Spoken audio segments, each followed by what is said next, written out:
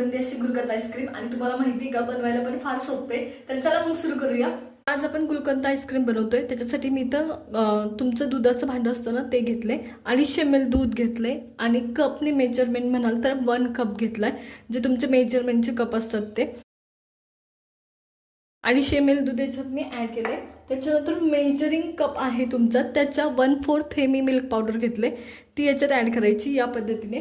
त्याच्यानंतर मी नाही का इथं आपली दररोजची वापरायची शुगर ॲड करते, तर ती मी 2.5 स्पून टाकते. आणि तुम्ही पावडर शुगर घेतली तर 1/4 तुमच्या मेजरमेंट कपच्या मापाने घ्यायची, हे लक्षात घ्या. तर आत्ता मी इथे 2.5 चमचे टाकते आपल्या दररोजच्या चमच्याने. इनफ आहे. बाकीच्या गोष्टी गोडच असतात ह्याच्यात ॲड केलेल्या, त्याच्यामुळे 2.5 चमचा इनफ आहे. तर मी याच्यात नाही का 1 चमचा कॉर्नफ्लॉवर टाकते आणि मेजरमेंट स्पूननी म्हणाल तर 1 टेबल स्पून वापरायचा, हे लक्षात घ्या. आता ह्या सगळ्या गोष्टी आधी मिक्स करायच्या. गॅस चालू करायचा, बारीक गॅसवरती ह्याला शिजवून घ्यायचं. लक्षात घ्या, हे शिजवत असताना ह्याला एक पण गुठळी आली नाही पाहिजे. सगळ्यात महत्त्वाचं, गुठळी आली तर ते तुम्हाला परत चालून घ्यावं लागतं. त्याच्यामुळे मी आधी खाली मिक्स करते जरासं आणि मग आपण गॅसवर, बारीक गॅसवर 6-7 मिनिटात त्याला व्यवस्थित ते. तर चला शिजवून घेऊया मग. तर आता हे मिक्सचर ना मी बारीक गॅसवर शिजवून घेते. आणि एक लक्षात घ्या, हलवत शिजवायचं, जेणेकरून गुठळ्या होत नाहीत. आणि जर गुठळ्या झाल्या, मी आधी सांगितलं तसं तुम्हाला परत चाळून घेतं. त्याच्यापेक्षा 6-7 मिनिटात व्यवस्थित हे शिजलं जातं, ह्याला उकळी येते. तर चला, मी ना आता हे शिजवून घेतले आणि याला ना बराचसा थिकनेस आलाय. 5 ते 7 मिनिटाच्या वरती एकतर शिजवायचं नाही, पहिली गोष्ट, सगळ्यात महत्त्वाचं. दुसरी गोष्ट, हे ना खाली चिटकण्याची शक्यता असते, तेवढी एक काळजी घ्यायची. आता हे थंड होऊ द्यायचं हे मिक्सचर आपलं. दुसऱ्या साईडला ना आपली व्हिपिंग क्रीम आहे ना, ती आपण व्हिप करून घेतोय. त्याच्यासाठी मी व्हिपिंग क्रीम घेतली आहे. ही नॉन डेअरी आहे, तर ही घेतली आहे 125 ml, म्हणजे तुमचं 1 कप मेजरमेंटचं, ती घेतली आहे, तेवढी लागते. आणि तर चला व्हिप्ट करून घेऊया आधी. आणि याला ना केकसारखं ना एवढं व्हिप्ट करायची गरज नसते. नॉर्मली जरी व्हिप्ट झाली तुमची, टोक येण्याची काही गरज नसते. जसं केकला टोक आलं तर ती योग्य क्रीम फेटली गेली असं म्हटलं जातं, तसं याच्यात काही गरज नसते. नॉर्मली फेटली गेली तरी चालते.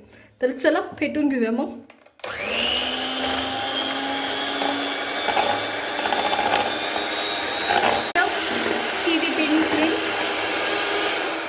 तर इथे ही व्हिपिंग क्रीम ना फेटून झाली. तर पहा, असे नॉर्मली केकला जेव्हा तुमचे टोकं, केकसाठी जेव्हा तुम्ही क्रीम व्हिप्ट करता तेव्हा त्याला अशी डोके यायला लागतात. याला एवढी करायची काही गरज नसते. नॉर्मली तुम्ही व्हिप्ट केली तरी चालते. क्रीम तयार झाली. आता सगळ्यात महत्त्वाचं की तुमचं मिक्सचर तुम्ही थंड झाल्याशिवाय टाकू शकत नाही. त्याच्यामुळे मिक्सचर जर थोडंसं थंड झालं असेल आणि बाकी असेल, कोमट असेल, तर सरळ फ्रीजमध्ये ठेवून टाकायचं, म्हणजे होऊन जातं ते लगेच थंड. आता इथं आपलं नाही का मिक्सचर मी कपामध्ये काढून ठेवलं होतं, ते थंड झालंय. आणि आता पुढच्या गोष्टी आपण व्हिपिंग क्रीममध्ये ॲड करणार आहोत. तर सगळ्यात पहिले कंडेन्स मिल्क 1/4 घ्यायचं. तुम्ही जे दुधाचं कप घेतला होता ना, त्याचं 1/4 घ्यायचं, जेणेकरून हे गोड झालं पाहिजे. तर हे मी सगळं साईडला काढून घेतले. आणि त्याच्यानंतर नाही का आपलं जे मिक्सचर होतं ना, ते ॲड करते मी याच्यात या पद्धतीने.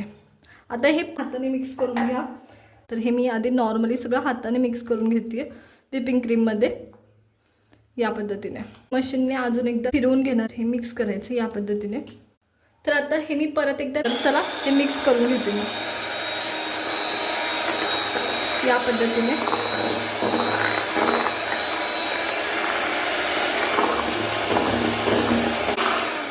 तर आता हे मिक्स करून घेतले. आता हे साईडला आपण काढून घ्यायचं, हे सगळं पुसून घ्यायचं. तर आता हे नाही का आईस्क्रीमचा बेस तयार झालाय. आता मी ह्याच्यात आपण गुलकंद आईस्क्रीम करतोय, त्याच्यामुळे मी गुलकंद ॲड करते. पण गुलकंद ॲड करताना एक गोष्ट लक्षात घ्या, ते सगळीकडे मिक्स झालं पाहिजे. आणि कलर तुम्ही ना तुम्हाला आवडत असेल, आता गुलकंद म्हटल्यावर थोडासा पिंक कलर काही जण ॲड करतात, तर तो जर ॲड करायचा असेल तर गुलकंद टाकायच्या आधी ॲड करा, जेणेकरून त्याला कलर व्यवस्थित येतो. तर हे मी मिक्स करून घेते आणि थोडं गुलकंद टाकून हे मिक्स करून घ्यायचं. नेहमी लक्षात ठेवा, जर तुम्ही एकदम गुलकंद टाकलं ना तर हे मिक्स होत नाही व्यवस्थित. तर मी इथे थोडं टाकते आणि मी 1/4 घेतले तुमच्या दुधाच्या गुलकंद, किंवा तुम्हाला जास्त आवडत असेल तर जास्त ॲड केलं तरी चालतं.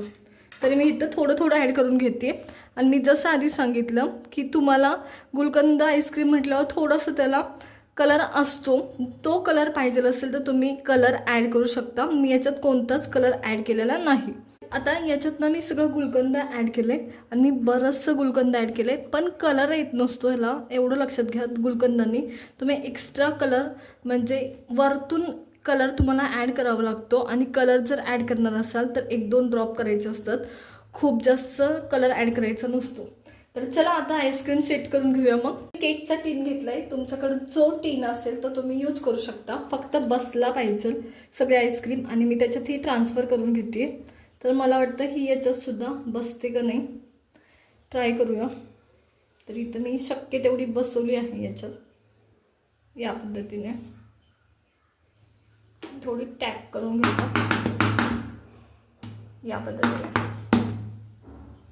आणि थोडंसं गुलकंद मी वरनं पण ॲड करते आहे. तुम्हाला हवे त्या पद्धतीने तुम्ही करू शकता.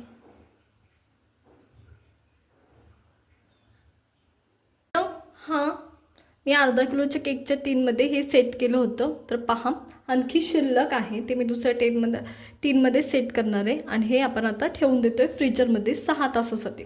तर चला वाट पाहूया 6 तासासाठी. आईस्क्रीम सेट करायला ठेवून इथं जवळजवळ 7 तास झालेत आणि मी तुम्हाला उघडून दाखवते. अगदी व्यवस्थित ती सेटसुद्धा झालेली आहे.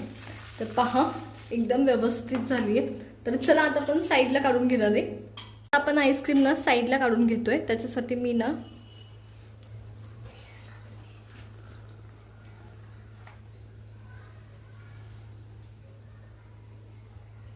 तर हे मी साईडला काढून घेते आईस्क्रीम आपली.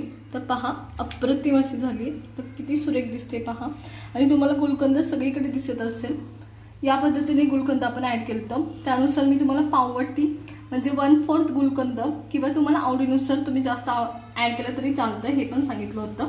तर चला सगळी आईस्क्रीम मी ही अशी साईडला काढून घेणार आहे. तर इथे मी ही आईस्क्रीम सगळी साईडला काढून घेतली आहे. वरती थोडे आपण पिस्त्याचे काप टाकतोय या पद्धतीने. तो पूर्णपणे ऑप्शनल आहे, तुम्ही नाही टाकले तरी चालेल, गुलकंद ॲड केलं तरी चालेल, हे पण लक्षात घ्या. तयार आहे एकदम झटपट अशी क्रीमी अशी आपली ही गुलकंद आईस्क्रीम. तर पहा, अप्रतिम दिसत आहे. नक्की ट्राय करा. आवडले असेल तर लाईक करा, शेअर करा आणि सबस्क्राईब करा.